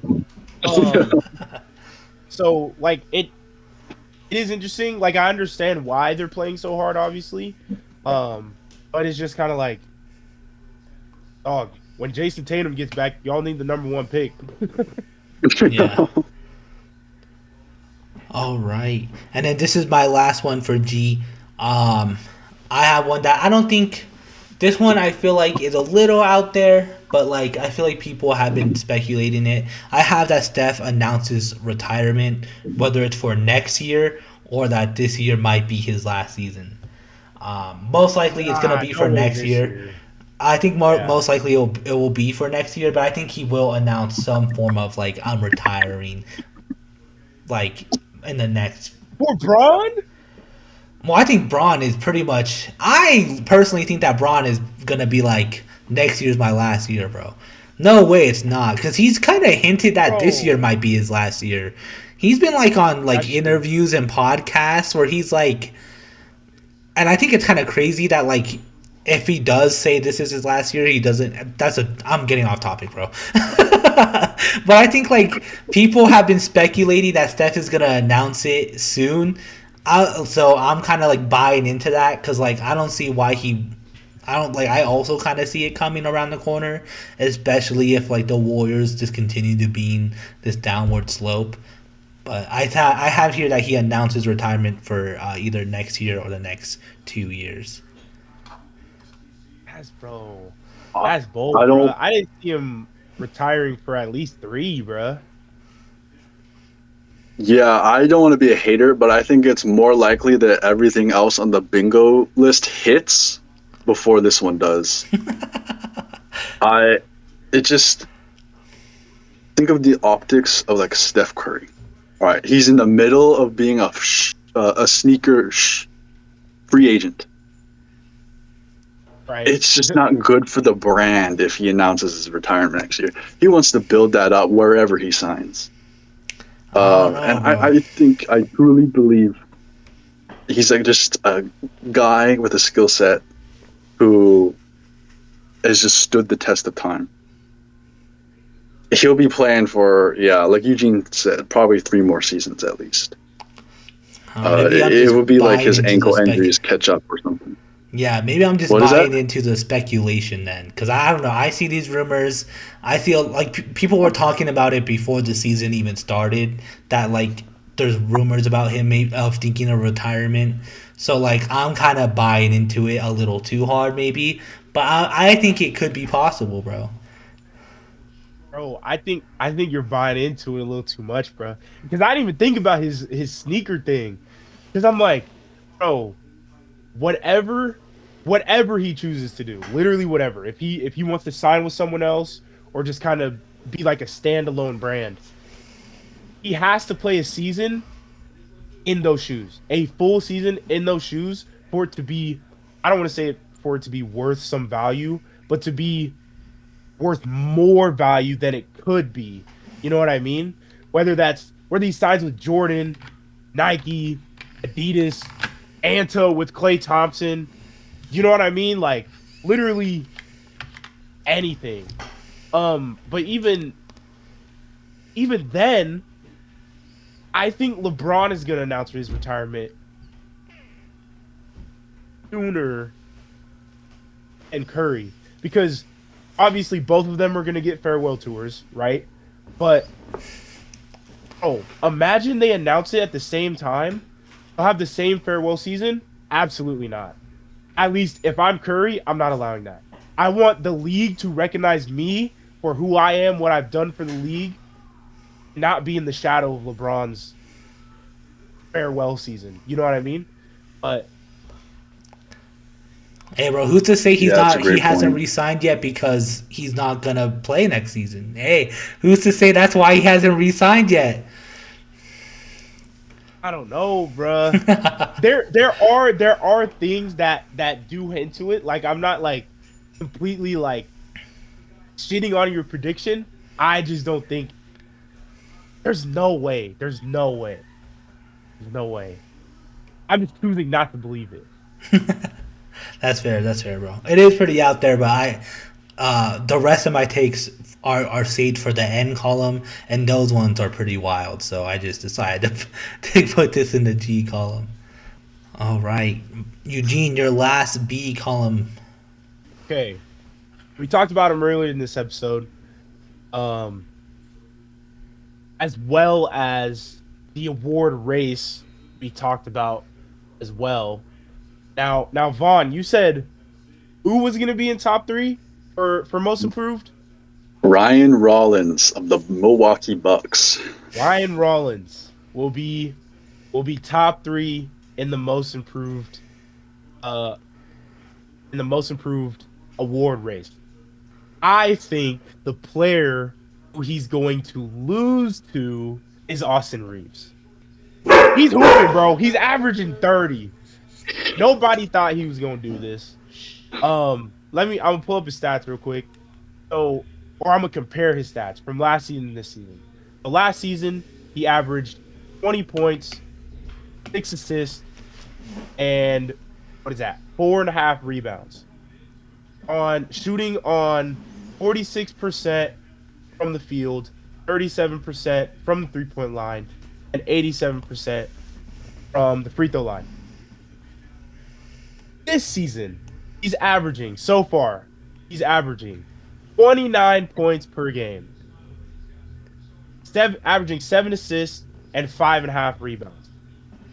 Both increased by one from last season, assists and rebounds. Field goal percentage, he's averaging 52.5% from the field, bro. That's as efficient as it can get, bro. And then he's still shooting 37% from the three-point line and almost 90% from the free throw line. So not only might he hit the 50-40-90 stat line for the season, but he also took a 10-point jump from last season, as well as increasing assists and rebounds, playing alongside Luka Doncic, bro. Luka Magic. So I think Austin Reeves will win most improved player because of that. I'll always root for Ryan Rollins, but you're totally right. Like, he's in LA. You just named all of the stat bumps, the improvements, and everyone knows Austin Reeves. Everyone can see the improvement. I bet the rest of the fan base, even people who cover the NBA, if I said Ryan Rollins, they'd also be like, "Who?" So it's just such a better look, I would say. So yeah, it's definitely real.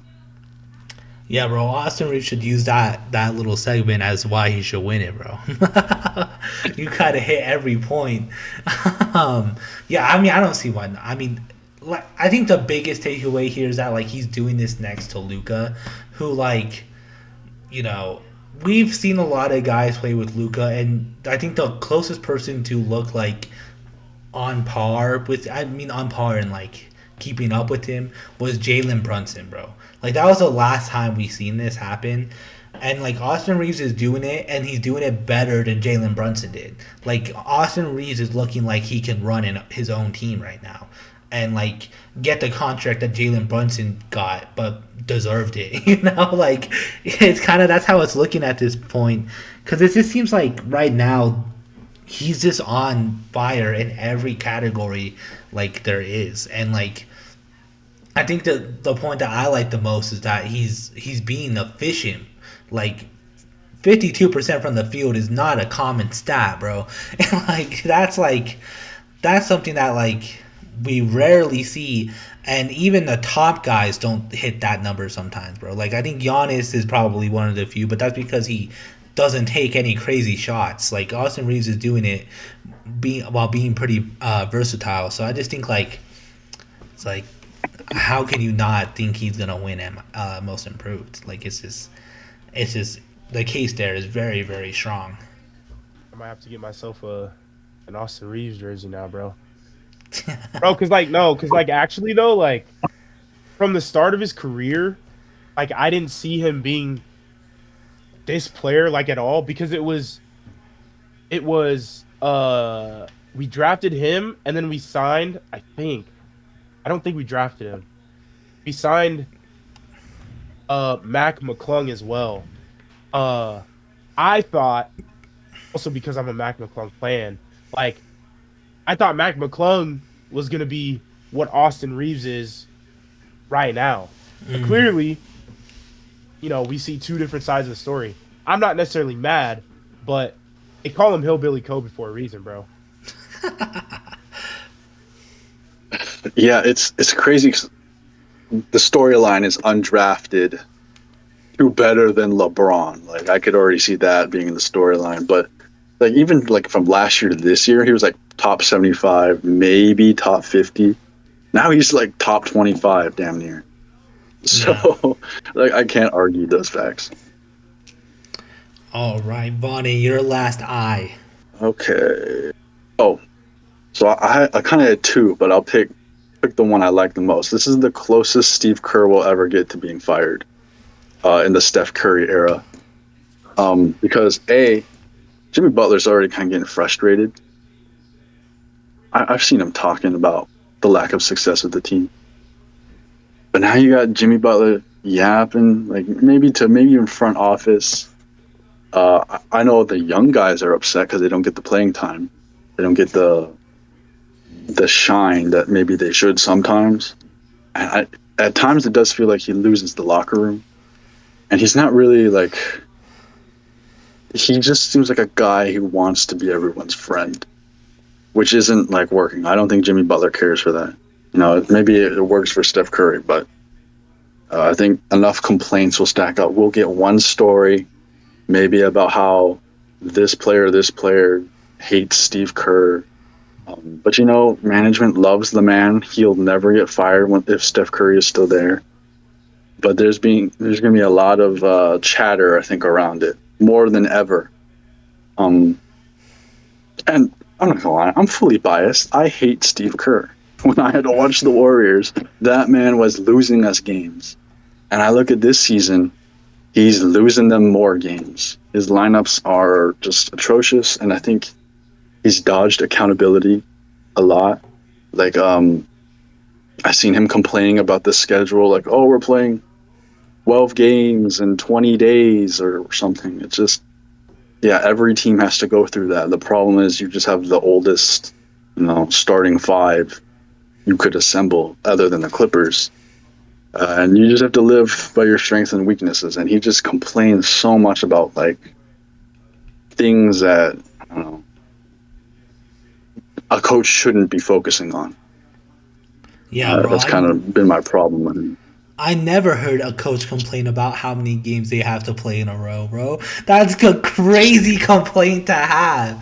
How long have you been in the league? Like, come on now. Yeah, bro. I was about to say, too, like, he's a former player. Like, why are you complaining about that? Yeah, bro. I'm not going to lie. I'm also biased. I've been a Steve Kerr hater since the Olympics. Like, I don't think he's a good coach. I think he's a coach who, like, is better at handling a team of stars rather than like an actual team. Like, he's more of take the wheel. He lets his players take the wheel, and he's good at that. But now that he has a team that actually needs a coach and can't just rely on two guys who are the best shooters of all time, kind of taking over a game, he has to actually, put effort in. The cracks are starting to show. He's still not playing Kuminga. He's not using Jimmy Butler correctly, which he said last year, we didn't use him correctly because we're still learning what works. Okay, well, we're almost a year in now, bro. And you still haven't learned. What are we doing? He likes Podziemski too much, bro. Why is this guy still getting the minutes he's getting? I mean, we saw it against the Rockets where at one point he was using everybody. Like, there was guys who I didn't even know existed getting time against the Rockets. It's just like, I think if any year is the year where he is like on the hot seat and speculation of him getting fired is going to happen, I think this year is a very good year that can happen. And I want it to, bro. I hate the man. I will say it's definitely interesting that we haven't, at least I haven't heard rumors of him being fired as a coach. Even in these, like, past few seasons. Yeah. He's never really been on the, firing watch, or I don't know, whatever you call it. Even in the midst of, Bob Myers, stepping back, from his whatever his front office role was, president, I think. So, with the change of, administration, he still hasn't been in the face of, being fired. So I definitely do think that part has been interesting. Like, kind of like, do the Warriors just trust him, or, why hasn't that been the case? Mm-hmm. Yeah, bro, I don't know. It's crazy. I hate it. I hate how he gets elevated so much, bro. All right. Well, that's it for our columns. Now, real quick, just because I feel like we've been going on for a while, we still have the end column full with our really wild takes. So So real quick, just because these are really wild, I feel like we don't need to go into depth on why they think they should happen. We'll just kind of like honorable mention these ones in a way. I'll kick it off just because I want to kind of paint how wild you should get with it. I have here that we will have an 80-point game this season. 80, nah, bro. See, I was gonna say something crazy, but I was gonna say we'll see another 70-point game, but nah, bro, not 80, dog. We got close, bro. We had 70. We had 75. I'm pretty sure. I don't give me 80, bro. Give me 80. 80. Okay. Wait. Who do you think is capable of hitting 80? Is capable, bro? That's so hard. Yes. Because if you ask me who's capable of hitting 70 last season, I wouldn't have said. Was it last season? I wouldn't have said Donovan Mitchell and Dame, bro. I wouldn't have said that. So this season, I don't know, bro. That's hard. I have no clue. I want to say maybe Donovan Mitchell, but it's not looking like it. Yeah, I don't know, bro. I'm stumped. I just think it could happen. Crazy. Because like I said, last year, if you In would this have era asked, of like, like I said, last year, if you would have yeah, asked just me like who hit 70, I wouldn't have guessed those two players. So it's like, 80? I don't know. I just think it could happen this year, bro. 80. I'm just surprised it hasn't happened in like the last 5 years with how fast the game is and how much players can score. Like this gotta be the most like 50-point games we've had in an era, Mm-hmm. and we haven't gotten 80 since like Kobe. Like, it feels like we're due for one, but I can never put my confidence in saying this is the year. I don't know. Have we seen like I don't think we've seen another Kobe though. Even with Donovan and wasn't it Jamal Murray or am I tripping? Who No, was the it other was person? it was Dame. Damian Lillard. It was Dame and Donovan last Yeah, year. bro. Like I don't know. Dame and Curry play exactly the same. I don't care what anyone says. I will die on that hill. Dame and Curry play the same exact way. Donovan Mitchell, That's a different topic. yeah, he has like the 3-level scoring, but I still don't think like I don't see Kobe when I see Donovan Mitchell. You know what I mean? Yeah. And even wait. Devin Booker has a 70-point game. Way back when. Nobody remembers it. Against your Celtics. I think maybe he could go for 80, but also at the same time, like he hasn't shown any flashes of his 70-point game since then. I don't know, dog. 80 is crazy. It just has to be someone crafty enough to get the free throws for the easy buckets and someone who hits the three. That's true. But like, it also has to be Stay in someone. all the quarters. Yeah, always it get has to be taken out someone when they- greedy, bro. It can't be Right. someone dishing out assists. They have to just look for their own shot. Just to put it in Maybe perspective. Anthony Edwards. Just to put it in perspective, the closest person to get to 80 was Luka in 2024. He got 73. Then it was Damon Donovan with 71. Of course, I'm leaving out Wilt Chamberlain because he's filling in all the spaces in between. But and then after that was Joel Embiid, 70 again with 2024. And then after that He had a 70 piece. Yep, Philly 70 2024. What? I missed that. But and I was also wrong. It wasn't last year they hit it. It was in 2023 is when they hit that mark. So 2 years ago they got to 71 points. But last year was Luka 2024. Okay, but last year Luka was also on the Mavericks. Exactly, he's on a better team. Who's to say he can't score Yeah. 7 more points? Bro, he's not dropping 70 on the Lakers, dog. Who's to say, bro? Who's to say? I mean, let's be honest, bro. At any point, did you think any of the 4 players I named were gonna drop 70 points? Luka Doncic was on the Dallas Doncic's, bro. I'm sorry. I'm He's just not saying, bro. trying.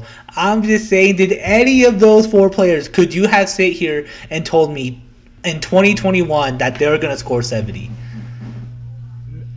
Maybe Luca. Maybe. Exactly, bro. Not So who's definitely this? not Donovan. I'm telling you, an 80-point game sounds crazy, and predicting a player is hard, but like we also couldn't predict anyone scoring 70, bro. So I'm just saying, like, it's gonna be like, if it does happen, I wouldn't rule it out this year, and like I'm not gonna predict a player because like I would have never predict any of those guys were gonna hit 70. If okay, if we see an 80-point game, I'll add on to your prediction in a little bit. If we see an 80-point game, I don't think it'll be in regulation. I don't even think it'll be in OT. I think it'll be in like double overtime, bro. All right, who wants to hit us next with the next end take? My last take is there's going to be another money scandal. I don't care if it's betting, cap circumvention. There's another one loaded in the chamber and it's on the way. Jonte Porter, when that happened, that came out of nowhere. Chauncey Billups, that happened out of nowhere. Like, no one knew anything about that. The only one that kind of like maybe was a thing was Terry Rozier. But bro, there's something fishy behind the scenes that will get exposed before year's end. I don't know what it is, It's gonna be the but Knicks. we will find out. It's gonna be the Knicks. Before the season end. Yes, Before before the regular season, or yeah, before the regular season ends. That means either during the regular season or are we counting playoffs too? I'll put it before regular season's end. Okay. I mean, it could happen, bro. There's been a lot lately. I don't think anyone could have predicted that we would get like 3 in 1 year. You know, like we had a lot happening, and the guy who busted Pablo Torres, when he busted the Clippers, he said he was actively looking into the Knicks, and people have been saying what the Knicks did is pretty fishy already. So like, I wouldn't be surprised, bro, if something comes up. I'm not saying it will be the Knicks, but another money scandal is very possible. I'm not gonna lie. I mean, sports betting is, one of the biggest things right now. One of the biggest trends. And it's happening in every sport. Like, somebody's getting caught in every sport. So, like, I wouldn't be surprised if we see another player. Coach was crazy. Like, Chauncey Billups actually getting caught was actually, like, I woke up to that notification. I was like, bro, there's no way a coach was sports betting. But I wouldn't put it past you that another player gets either caught or, something within the realm of was sports betting, which is crazy to me. All right, Eugene, what's your end take? All right. Okay, wait. Before I say it, how many Thunder ones do we have I think on the board? SGA versus Joker, Thunder longest win streak. CP3 will be a Thunder. 3, not including if we have a prediction Thunder one. So possibly 4 or 5. Shai Gilgeous-Alexander will set the record for most free throws made in a single game. Oh, man. Record is 28. It's out there. It's really out there. Like, I'm reaching. Let me look at his stats, though. I'm pretty sure there was a time where he got close, though.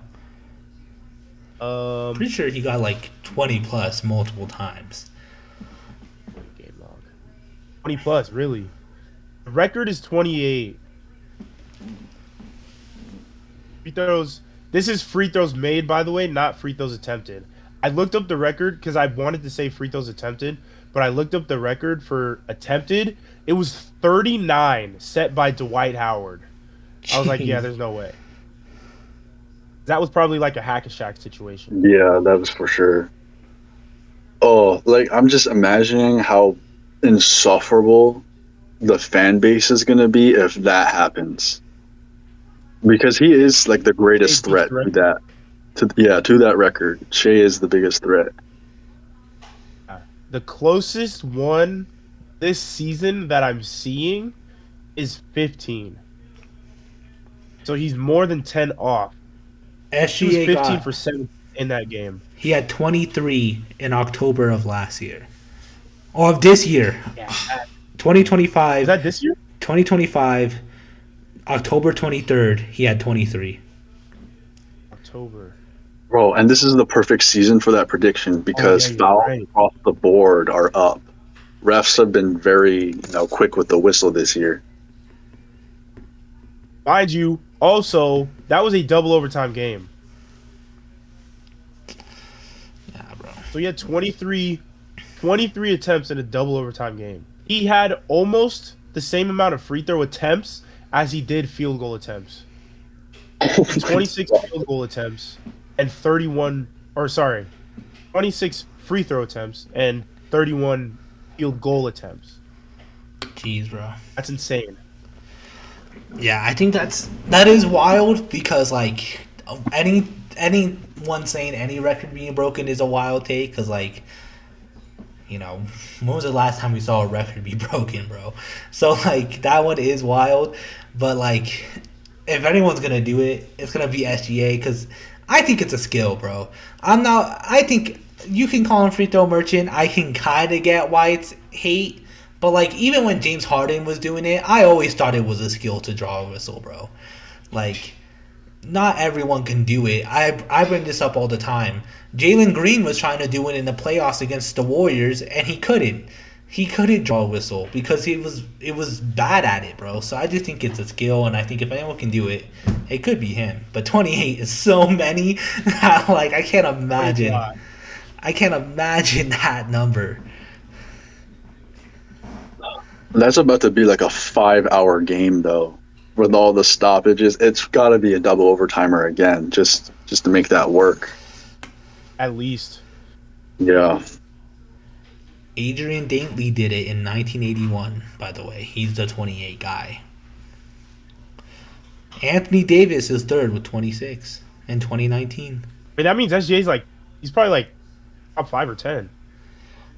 Surprisingly, because of how many people have 24, so 1, 2, 3 are owned. 1 and 2 is both owned by Adrian Dantley.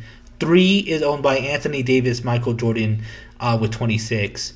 Dwight Howard stands alone at 5 with 25. Then 24 free throws is like 12, like 1, 2, 3. It's like 8 players got 24. So that makes you... When did Dwight Howard sink 25 free throws? In 2013. It's probably that most attempted. It's probably the same game. And so 6 is 24, and that's Giannis, James Harden, Devin Booker, DeMar, KD, LeBron, AI, and then some guy named Willie Burton all got 24. So that makes SGA number 14 with 23 free throws. I know, that's actually crazy though. It's possible, bro. I think it is, bro. If AD can get to 26, bro, who's to say SGA can't get to 28? All right. Who wants to take up the last space? I have a second really wild one, but do you guys want to bid the last space and end? Does anyone have another super wild one do you want to add? I don't have one, but I could probably come up with one. I'm going to say mine is pretty weak compared to what you might say. Okay. I'll say mine, and if Eugene, you can think of something that's crazier, be my guest. The second one I had was Wemby will break a defensive record this season. Whether it's most blocks in the game, most rebounds, most blocks in a row, something like that. I just think he will break a defensive record this season. I was actually thinking about saying that for a regular prediction, so I like that. Would a quadruple double count? Yes. Like 10 blocks in the quadruple? Okay. Yeah, because that would count because, that's a defensive stat. Like, I think triple doubles are very common now, especially for big men like Jokic and Wemby. So like if he gets like 10 blocks or even like a quintuple and he gets because he can get steals too, low key, bro.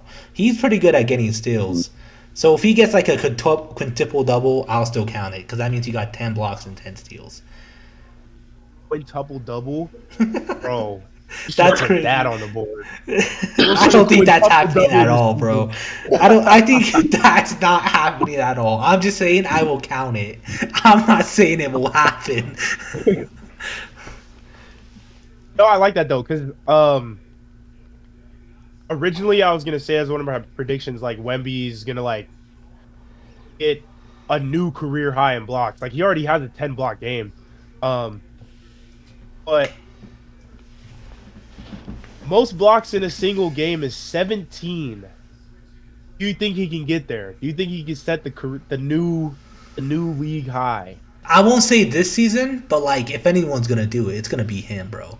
It would be him, right? He's like getting so much better year by year. Like third year, and he's already like becoming a dominant force with the blocks, bro.